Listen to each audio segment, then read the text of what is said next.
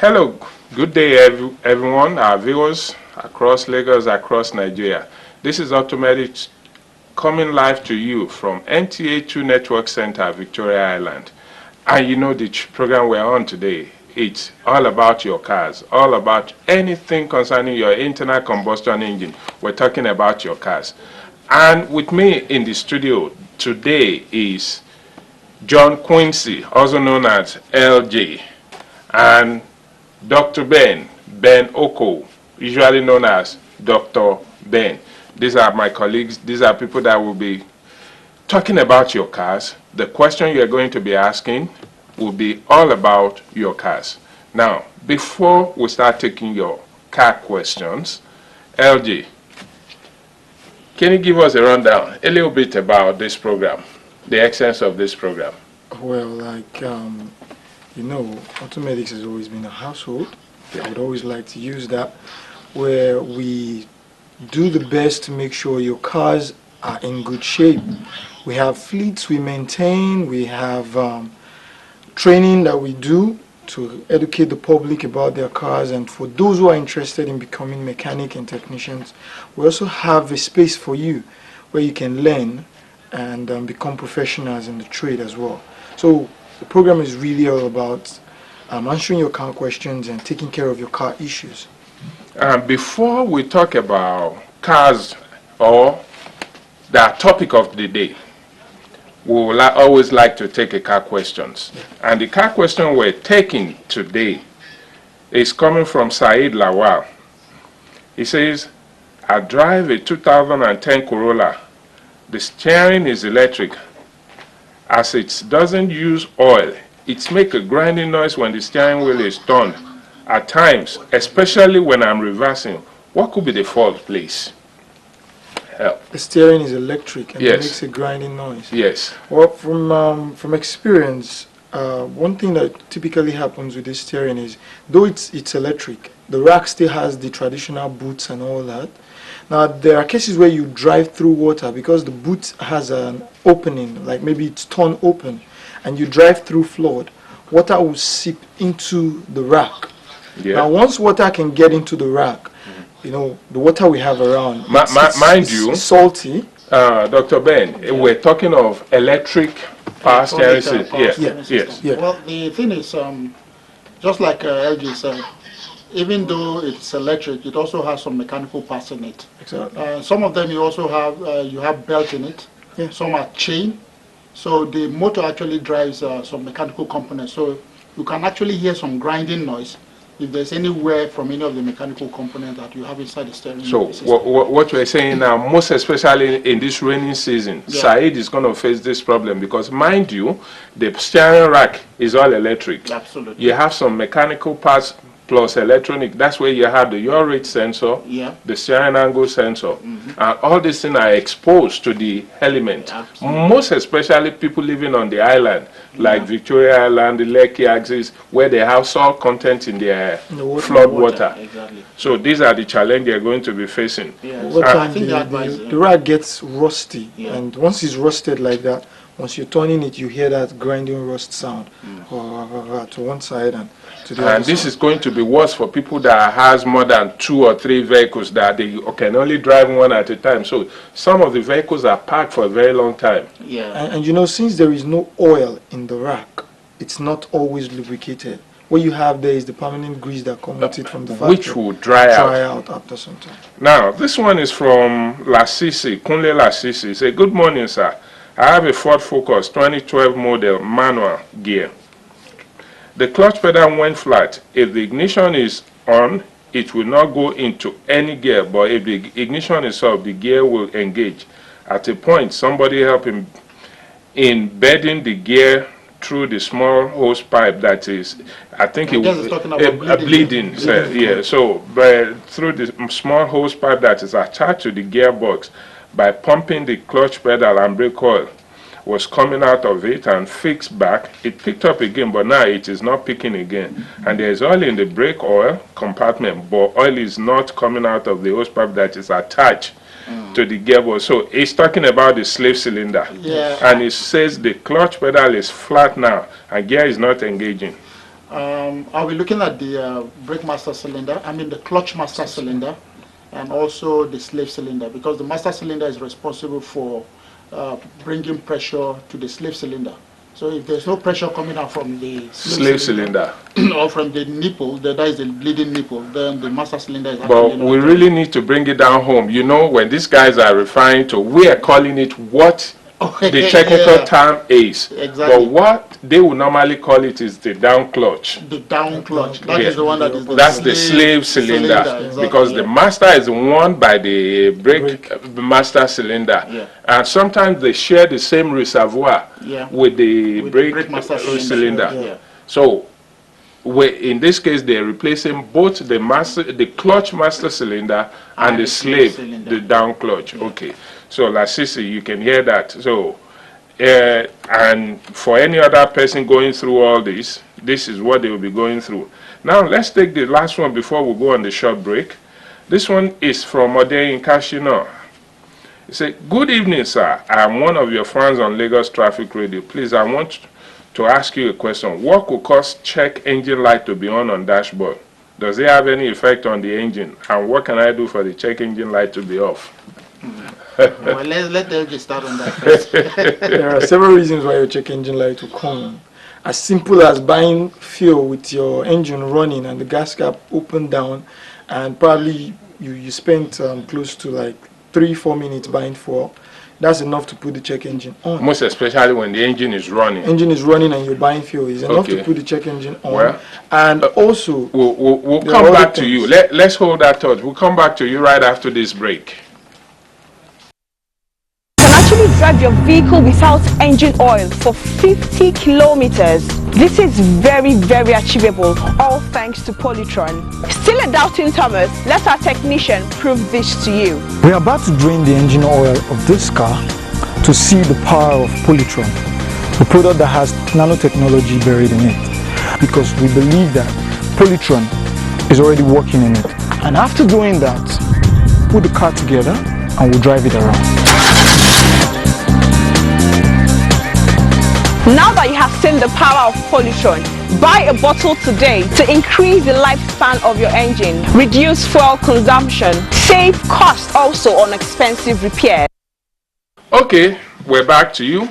Now, LJ, we were talking about this check engine light that was on. So let's take it from there. What I was saying was as simple as buying fuel and leaving your gas cap open while buying fuel and the engine running can make the check engine lamp to come on. And there is also the worst case where the engine has a major engine management system failure that would make the engine to not run very well, so you would have drivability issues with how the vehicle performs. That can also put on your check engine light. But the responsibility that you have as the owner of the vehicle is when the check engine lamp is on, you simply need to know that it's a warning that there is a problem within or around the engine. Okay. Now, whether it's a big problem or it's a small one, you need to run a scan to find out. Dr. Ben, I'm going to direct this question to you before I come in. He says, this is from David Oyewo. He says, my EOD 2007 V6 timing belt jumped and the valve was repaired. Since then, my car will accelerate, but when it comes to the time to load the gear, it won't accelerate anymore. Please, what could be the problem? Well, you said the belt jumped. Yes. Or is it that the belt snapped? But in any case that it is, yes, there's tendency for the valves to be damaged when there's a jump in the timing or when the belt snaps. And when that happens, of course, you know that the cycle that takes place, the sequence that takes place inside the engine no longer exists anymore. Yeah. Therefore, there's tendency that the timing is wrong, and that is why it's having performance issues. And if the valves were bent, and then he said they repaired the valves, it's also possible that the valves are not sealing properly. Sure. In a situation like that, I think what he will have done is just replace where I wanted to come in, Dr. Ben, is this. He's saying it's an EOD. What I understand as that is end of discussion. It's a Honda. This should be a 2003 up to this is not. This should be a non-interference engine. On the V6 it's interference. On the V6, on the 4-cylinder, it's non-interference. But on the V6, so definitely the valve will bend on this. And when the valves are bent, depending on the RPM of the engine when this happens, That would will actually determine the amount of Damage. damage, Yeah. because Oh. this could have damaged the piston also.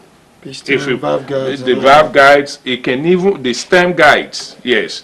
Now, let's go to this one. It says, it's from Mohammed Jamiu. He said, I traveled from Lagos to Auchi, a journey which lasted for about 10 hours with 2000 model CRV. The journey was smooth, but when I was about making an entry into the city, I started experiencing jacking. The following day, I changed spark plugs, service nozzles. So he's talking about the injectors. Yeah. No difference. What can be the cause? He said, just he was about to enter the city. That's when the problem started. I'm looking at a situation whereby maybe the fuel that he took while on that journey, Yeah. he didn't mention he stops over where he had to refuel. Fuel. Exactly. So That's what I'm looking at too here, because with the way he was about to enter the city, he has picked up so much dirt that the line is restricted, and you know the screen filter inside the fuel tank will pick up all the dirt, and this will restrict, just like somebody trying to drink an ice cream with a straw. You're going to strain your throat. The same thing is happening now to the fuel rail, because the pump is trying to pick up the fuel, but there's a the dirt is restriction. restricting the flow of fuel. Yeah. So what it needs to be dealing with is the fuel system. Most especially check the screen filter, and at the same time, you know, being a car that the fuel pump is inserted inside the tank, Yeah. and it's a more or less there's a filter built around it too. Exactly. Yeah, So- filter is also buried in it. Yeah, so this has to be replaced. And now let's take this last one before we go to our topic. This one says, I have a 2009 Volkswagen from Wale Alao, 2009 Volkswagen Jetta, 2.5 liter. I was going to the store. That is like 5 minutes away from my house. Turned the car off, went inside the store, and came out after like 15 minutes. Turned the car on, and after being for about a minute or two, it shut down by itself. I tried to turn it back on, and it sounded like it was going to start, but it didn't. I tried one more time, and this time it didn't do anything. I replaced the battery less than a month ago. Since my car didn't turn on, I left it there in the parking lot. Came back like 3-4 hours, turned the car on, and it did turn on. When a scan was ran, this code came up: P0864, P0070, P0721, P0734, and P0811. One or two codes belongs to the transmission, and the transmission was replaced like 1 week ago. So I'm not sure if I'm supposed to clear those codes after the transmission being replaced, or on top of that, my key gets stuck in the ignition. My car has an automatic transmission. This is going to be a lengthy one, and it's going to be, this guy is going to have a problem, because being a Volkswagen Jetta, I've seen that there's something they were supposed to do, they didn't do it. Yeah. This we're talking of readaptation here. Yes, apart from readaptation, I think something is off with how they installed the new transmission. Yes. Seeing that his key is stuck, is not coming out. Yeah. He probably has a problem with how they installed the selector. Yeah. Yeah. Now, if the Position selector for doesn't park and get you can straight to park, yeah. it won't won't get come the out. key out. Yeah. That's one. Then also initially he complained that at some point the car wouldn't even crank. Exactly. Still coming from the range switch. If it's not indicating park yet, park range or it neutral, will not crank. it will not crank. It will not crank. So after some time, maybe when you move it around and then it gets to position, the car will start. Yeah. And that's probably what even happened initially, that he stopped, he came out, came back in. Yeah. If they didn't tighten the range switch properly and it's losing over time, Yeah. the position Will change. will change. So that's So where I think apart from doing the readaptation, being a Volkswagen model, they were supposed to check this. Range switch. And like you said, the park range switch, yes. if each time it's shifting the gear, there's possibility of it moving. Yeah. More so if it's a cable type. But on this one, I don't think this, being a 2009, this will be an electronic type. I don't think it will be a cable. But if it's loose, there's tendency for it to, For it the to move out of vibration position. of the engine and transmission will cause it to shift position. And more so, depending on the location and the condition of the engine mount, transmission mount, there's possibility for it to jack. You know, the engine will shift, the whole chassis will shift. So all this will contribute to some of the challenges the guy is facing. Yeah, I think he also mentioned something that is readaptation of the transmission after replacement, which was not done. When you do a job like that, most especially on transmission, you have to do the readaptation and learning of the transmission So that it was can replaced. shift smoothly. Exactly. And I'm wondering too, he didn't mention it though, but I suppose the position for any of the drive position is not shown on the dashboard. It's shaded. You know, Yeah, the way, he did say it's not showing. Okay. the way it's designed on the Jet Air is it will just show you everything lit. Everything will come on. Yeah. That's no, an no error. particular position. No particular position. Everything will be on. Yeah. PRND will just be on. That's an error already. Exactly. So you should look out for that. If you have that, let them go to the transmission. I think the job was not done completely. Okay, well, I think we're going to go to our topic of the day. Now, our topic of the day is something we all do, everybody, most especially in this part of the world. And the topic of the day is, do you need to idle your vehicle? So, before we come back to this topic, let's go for a short break.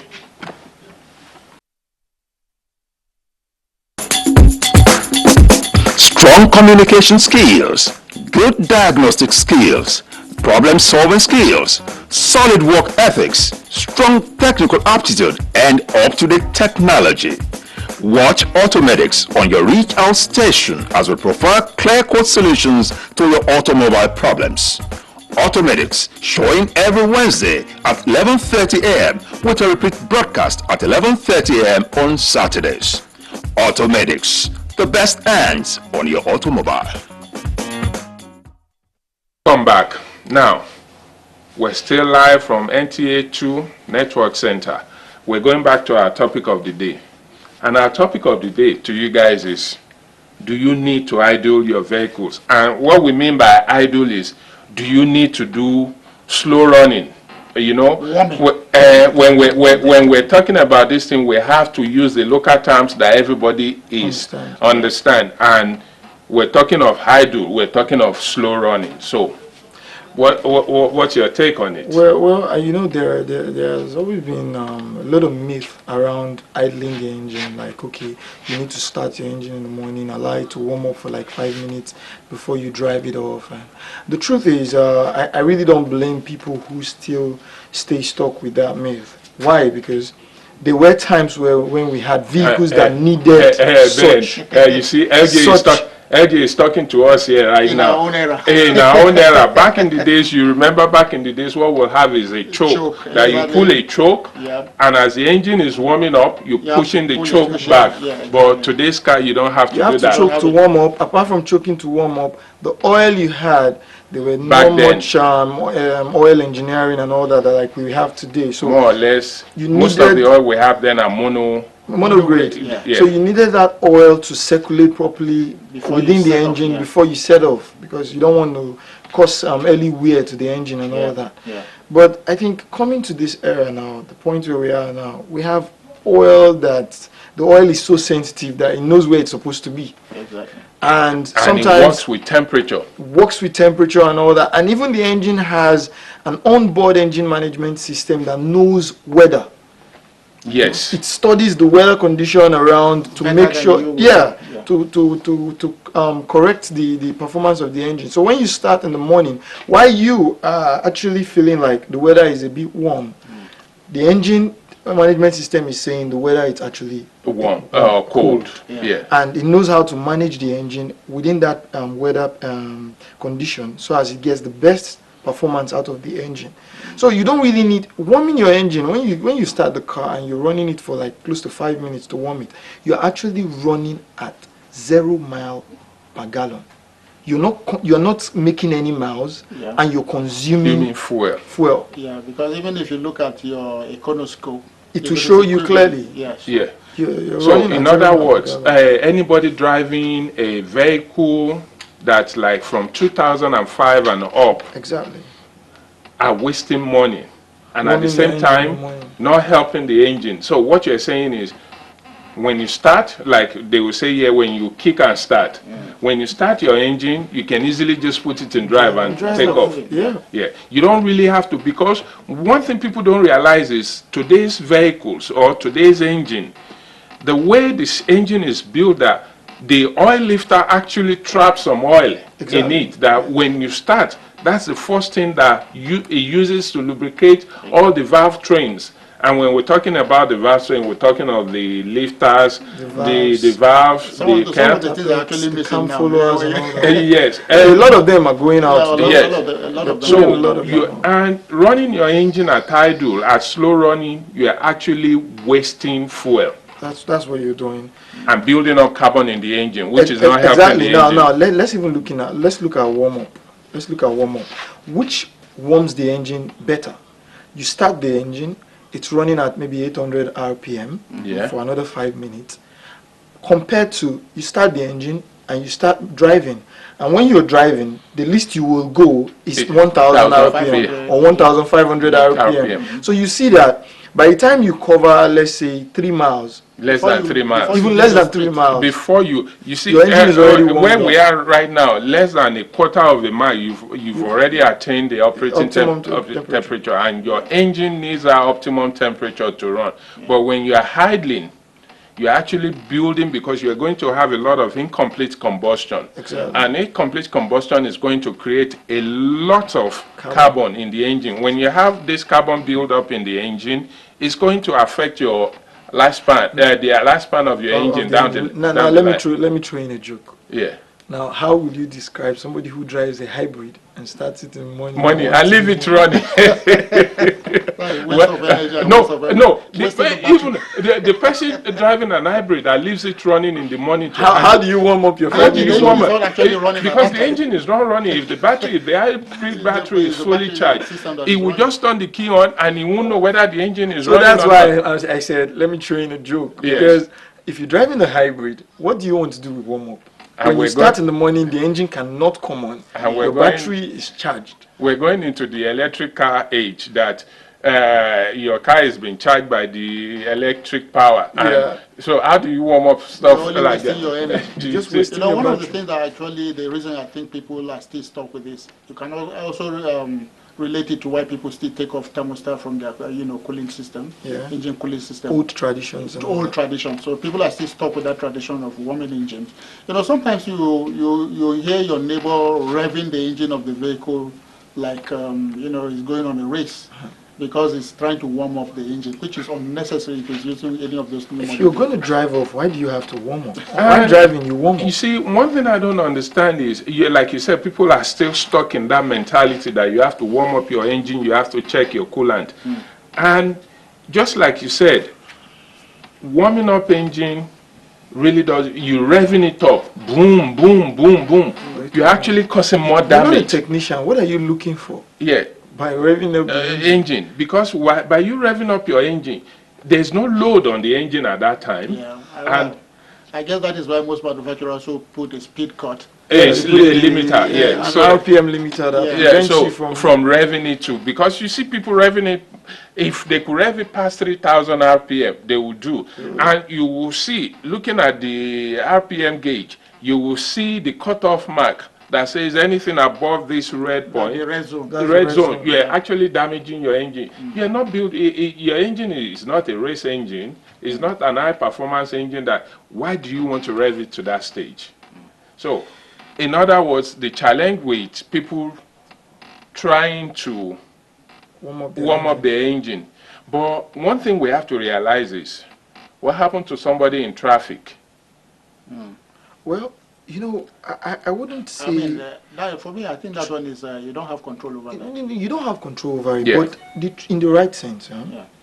traffic is one of the many things that actually start damaging the Now, engine or- management or system actually of the vehicle. expose- You know, someone asked me the other day, why is it that hybrid cars, they will do about 200 miles abroad, Yeah. but when they come down here, within a year, 200,000 miles. 200,000 miles Yes. abroad, within a year, the hybrid battery starts to go bad. I Yeah. told the person clearly, if it's abroad, you have a free road. You're probably going to do maybe 50 miles, to one place or the other without stopping. Slowing down. You will do speeds of about 120 kilometers per hour, 100 kilometers per hour for 15 minutes. 20 more than that. Without stopping. That is charging the battery. That charges your battery properly. And one thing people didn't realize that when you're doing that, when your hybrid system is working, you're not even using the petrol engine, which is your hybrid engine, because at that time, your brake system, your wheel turning is actually generating a kinetic energy that's charging the battery. So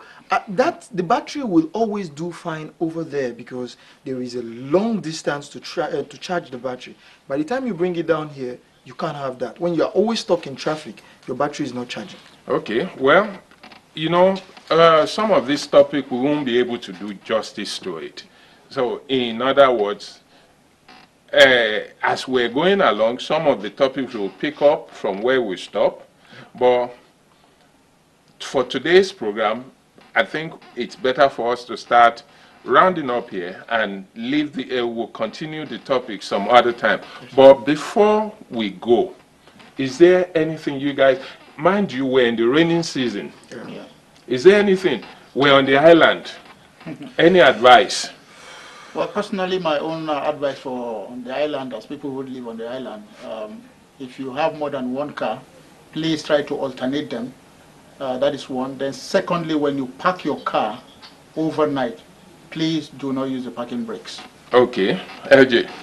Well, I always say it's cheaper to maintain your car than to repair it. And from me, I will say, since we're in the rainy season, when you see any pool or flood water that will cover your tires, please try as much as possible to avoid it. Your car is not a boat, and there's some things on your vehicles that are not designed to be exposed to that flood water.